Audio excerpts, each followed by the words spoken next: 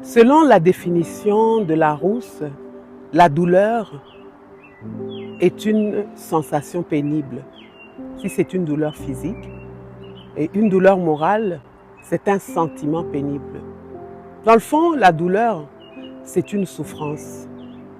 On peut dire une affliction, on peut dire aussi un chagrin, une misère. Chacun de nous, d'une façon ou d'une autre, a ressenti de la douleur. Surtout quand on perd un être cher, une personne qu'on aime.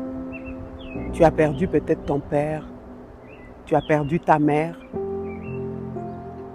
tu as perdu ton conjoint, ton mari, ta femme, tu as perdu ton enfant, tu as perdu un être que tu aimes. Oui, la douleur, ça engendre des pleurs. Et le temps peut passer, tu sembles peut-être reprendre ta vie normalement au quotidien, mais le souvenir de cette personne va te retourner encore dans cette douleur et aussi dans les pleurs.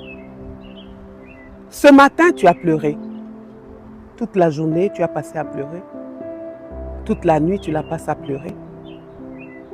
Mais la consolation vient seulement avec la paix que Dieu peut te donner.